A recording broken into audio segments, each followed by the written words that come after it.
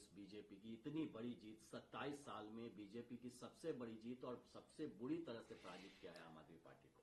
देखिए, सबसे पहले तो मैं हमारे प्रधानमंत्री आदरणीय नरेंद्र मोदी जी का, उनका मैं धन्यवाद करूंगा, क्योंकि ये उनकी सोच, उनके विश्वास, लोगों का उनके प्रति विश्वास की ये जीत है। ये वो मोदी की गारंटी है जिस पे दिल्ली की जनता ने एक लंबे समय के बाद पुनः विश्वास करने का कार्य किया।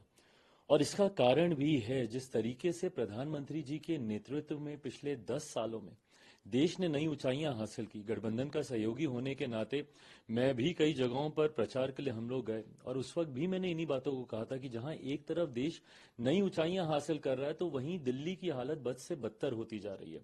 ऐसे में मुझे लगता है लोगों के लिए वो चयन करना कठिन नहीं था। एक तरफ विकास का मॉडल था, दूसरी तरफ विनाश का मॉडल था। एक तरफ बढ़ता देश था, दूसरी तरफ दिल्ली जो कि बद से बदहाल होती जा रही थी। लोगों के बीच ये चुनाव करना आसान था, और दिल्ली की जनता ने ये चुनाव किया। एक बड़ी आबादी दिल्ली में बिहार, यूपी से आने वाले लोगों की है।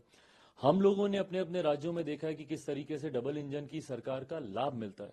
उत्तर प्रदेश में डबल इंजन की सरकार हो या हमारे बिहार में डबल इंजन की सरकार हो, दिल्ली की जनता ने भी इस बात को महसूस किया। और खास तौर पर पूर्वांचल के लोग जो दिल्ली में रह रहे हैं, उनको इस बात का एहसास हुआ कि एक ऐसी सरकार जो सिर्फ बहाने बनाती है, और दूसरी तरफ एक डबल इंजन की सरकार जो तुरंत हम लोगों को लाभ देगी, हम लोगों की उम्मीदों पर खरा उतरेगी। इस सोच के साथ उन्होंने प्रधानमंत्री जी की सोच वाली सरकार को दिल्ली में चुनने का काम किया।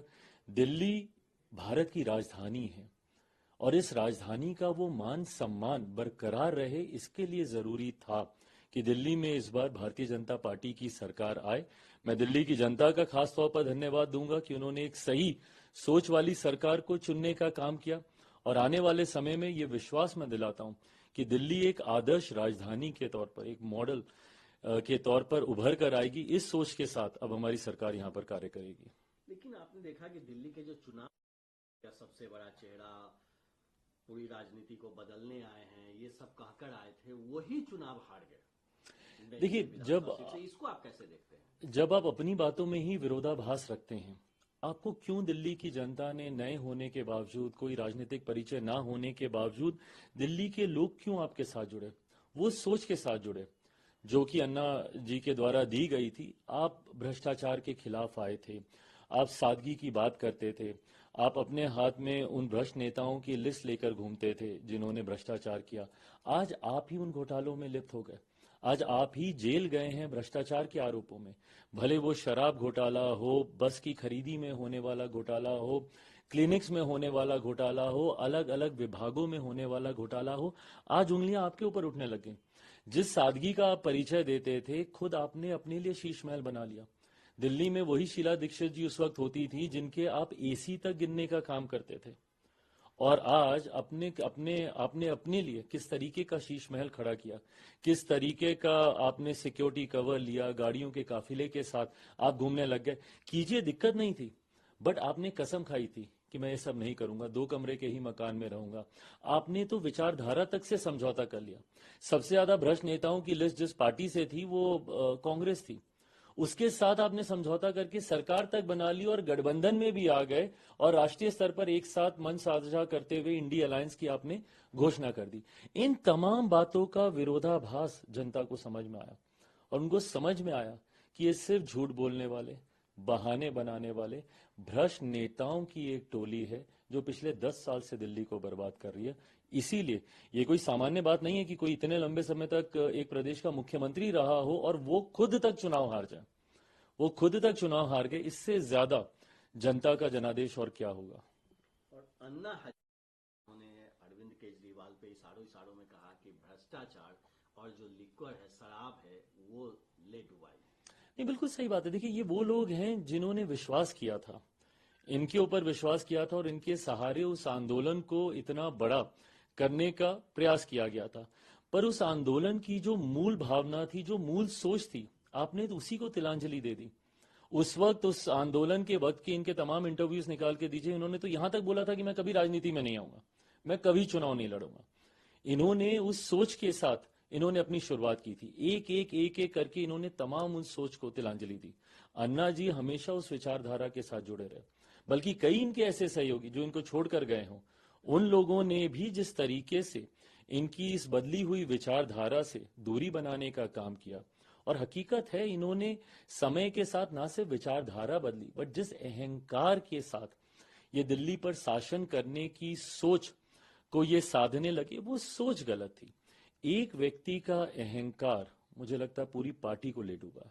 और आखिरी सवाल, चूंकि दिल्ली चुनाव है वो बिहार का है, तो इस दिल्ली के चुनाव परिणाम का कितना असर बिहार में दिखेगा?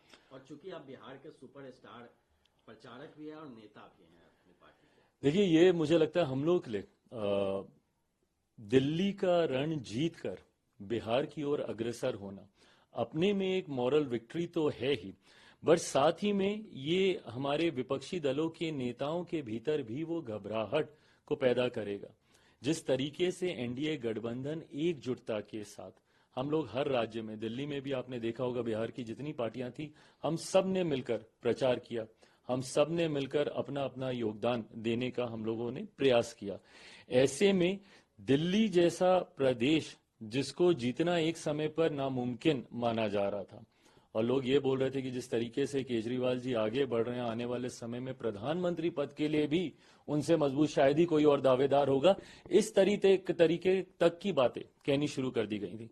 ऐसे में उनको ये शिकस्त देकर अब हम लोग अगले रण की ओर अग्रसर हो रहे हैं। मैं ये मानता हूं, और मैंने बिहार के लिए मैंने पहले ही कहा है कि हम लोग का गठबंधन इतना मजबूत है, विनिंग कॉम्बिनेशन के साथ हम लोग आगे बढ़ रहे हैं। 5 दलों का जो ये अलायंस है, ये जो कॉम्बिनेशन है, उपचुनाव में भी हम लोगों ने करके दिखाया। उपचुनाव में जहां 4 की 4 सीटें हम लोग जीतने में हम लोग कामयाब रहे, और उनमें से कुछ सीटें ऐसी जो कि विपक्ष अपना आधिपत्य जिस पे मानता था कि ये सीट हम लोग के कोटे की सीट है, ये कहीं हम लोगों से दूर नहीं जाएगी। उन सीटों तक को हम लोगों ने उपचुनाव में जीतने का काम किया। बेलागंज की सीट है, तरारी की सीट है। तो मैं मानता हूं कि जिस तरीके से दिल्ली में प्रचंड जीत हुई है हम लोगों की, उसी तरीके से बिहार में भी आप देखिएगा 225 प्लस सीटों के साथ इस बार बिहार में हम लोग सरकार बनाने जा रहे हैं। और आखिरी सवाल कि जब वोट का काउंटिंग शुरू हुआ और बीजेपी लीड करने लगा, तो उमर अब्दुल्ला का एक ट्वीट आता है, कहते हैं कि और आपस में आप लड़ो। तो ये जो मैसेज है, क्या ऑपोजिशन में अब यूनिटी नाम खत्म हो गया है और अब सब कुछ ठीक नहीं है? ऑपोजिशन की यूनिटी कभी थी ही नहीं। ये ऐसे महत्वाकांक्षी दलों का एक गठबंधन रहा है जिनकी कोई विचारधारा नहीं है, जिनकी कोई साझा रणनीति नहीं है, और ये वैसे दल हैं और वैसे नेता हैं जिन्होंने अपनी महत्वाकांक्षाओं को पूरा करने के लिए एक दूसरे के सर पे पांव रखकर आगे बढ़ने की जरूरत पड़े, उससे भी कभी इन लोगों ने गुरेज नहीं किया। दिल्ली का रण इसका सबसे जीता जागता उदाहरण है। जो कुछ महीने पहले तक एक दूसरे के साथ की कस्में खा रहे थे, वो दिल्ली का चुनाव आते आते तक जी जान से लग गए एक दूसरे को हराने के लिए। आज आश्चर्य तो मुझे इस बात का होता है कि कांग्रेस पार्टी अपनी मॉरल विक्ट्री इसी में देख रही है कि उन्होंने आम आदमी पार्टी को हरा दिया, भले खुद शून्य पर आ गई वो पार्टी। तो ऐसे में एक दूसरे को हराने के लिए ही तो इनको किसी दूसरे की जरूरत ही नहीं है। एक दूसरे का खात्मा करने के लिए ये तथाकथित इंडिया अलायंस के जितने दल हैं वो आपस में ही काफी हैं।